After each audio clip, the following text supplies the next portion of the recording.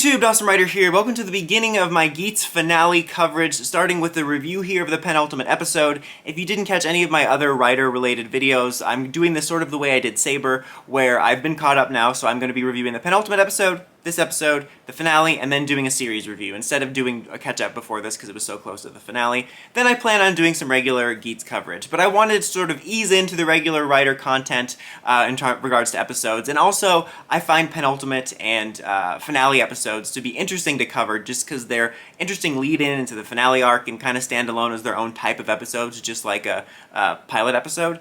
But let's get started. So this episode has us starting our final game, and the idea of this game is effectively everybody's a Rider, which is really interesting, and it's kind of funny. I really do like the series, and I'll have a lot of thoughts on this in the series finale, but I feel sometimes it can be a little jumbled as I really like that they refresh the status quo, but sometimes I feel like they don't sit with ideas long enough, where I think there's more time to explore this. Like, we only have one more episode with this, and I don't think we're going to explore a lot with that, but I think it would have been a really interesting arc and chaotic arc to have this arc where you have, I said arc so many times just then, what is it, 0-1? But have this story, where you have everybody being a Rider. Like, we explored a little bit, like, the immediate chaos of people having to fight each other, and it directly, you know, addresses the core conflict of the series of, like, oh, I have to fight for my desire, or, like, ruin other people's happiness for my own desire or my own survival. Like, that's the general idea, and you see people starting to turn on each other. And then you have this nice moment where it's, like, this couple that's, like, they don't want to fight each other, and they try to run off, and they, like, hug, and it's kind of, like, sweet and funny at the same time. And it just kind of almost brings a parody idea of, like, the Riders are always fighting each other, what if they just stopped and hugged?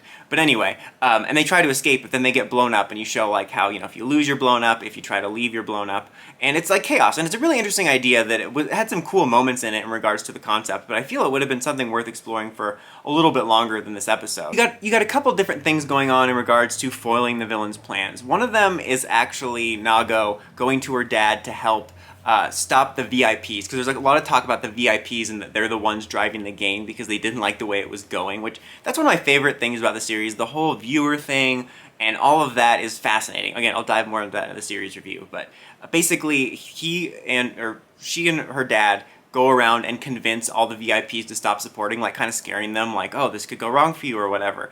And that causes our big bad guy, who I don't remember, I'm gonna be honest, there's a lot of people's names I don't remember because there's so many characters. I just know them as like the Game Masters. Like, spoiler alert for a few seconds from now, the old Game Master comes back, but the current Game Master, his name's Sewell, I think? I'm gonna call him Sewell regardless. Your name's Sewell now. Maybe it always was. Regardless, his suit is like powered by the VIP viewers, so his powers get nerfed a little bit because the viewers stop supporting him, which is kind of a funny beat there. And then you also do have Geats bringing in the original Game Master, you know, the one from the beginning of the series that tried to sabotage him, and they bring back that whole, the reference, that dynamic from the beginning, from like, I think it was his second wish of like, oh, that he was the dad, and then he had the sister, and it was him. And I think that was funny, because I called back to that, and I almost forgot about that, like how weird that was. Though it started off as like a joke or whatever for that bit of him and Sumeri being like a sister, it's like now that's kind of true. I mean, not only they've gotten closer, but they're kind of related through them both having this weird thing where we become gods through desire stuff. I'm still not sure how that works. It's kind of a hot mess, to be honest, but that is just kind of interesting, this kind of parallel dynamic on how that has changed and how they almost are like brother and sister, both in terms of closeness and how that dynamic has changed. But they bring him back, which they call back to that moment for those two characters, and then they have this like foreshadowing of one of the masked characters is going to be somebody you know. Honestly, I thought it was going to be Jin somehow, but I guess it ended up being this guy who just doesn't basically like what the Grand Prix has become.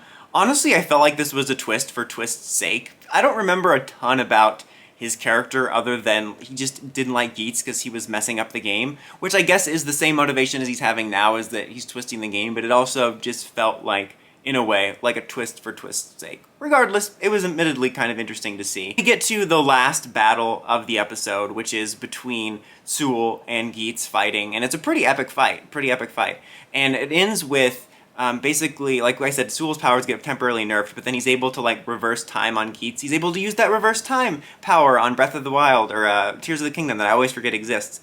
And he's like, oh, because you did this thing with your powers, you're like part mortal now, so I can reverse time, and I can put you in this dramatic Toku Rain battle, but without your powers. And then at the end, like, I think actual Sumeri shows up and points a gun at him. I was like confused by this moment. I imagine this is the ace up his sleeve, because his name is Ace, but it still was just confusing to me because for whatever reason they want to have that alternate one running around. And at first I thought it was her, and I'm like, well, how is this a dramatic moment? Because she would be evil anyway. And then I went back and rewound. I'm like, oh, she's wearing the normal clothes. So this is the actual her. I think that, again, I think it's going to be some sort of twist up his sleeve because they were obviously planning at that like house, their home or whatever, and we didn't get to see exactly what they were planning. But again, I felt it was like kind of a twist for twist's sake, and you know that like she's not just going to randomly turn on him. It did just confuse me a little bit, but yeah.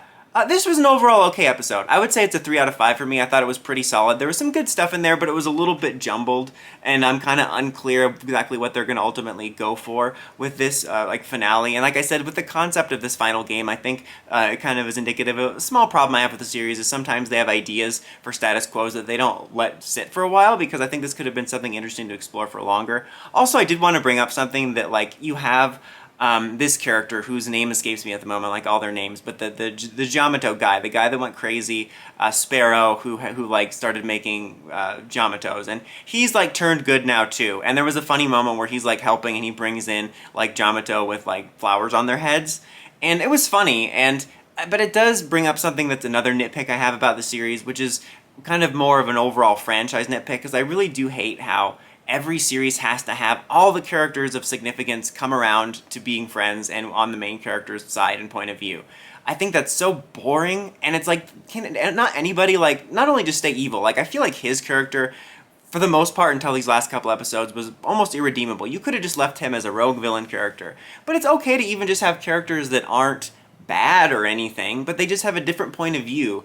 And I feel like, especially in a series like this where we've had so many different desires and points of view, it's a little bit annoying that literally everybody that was ever in any way in contest with Geats is now on his side, from Buffa to this guy to Punk Jack. Admittedly, it all makes sense, and there is an aspect I like about it, which I'll talk in the series review, but I couldn't help but think about that. I'm like, not everybody has to be an ally, you know? It's like the Fast and Furious franchise. Every villain from the previous movie ends up becoming family.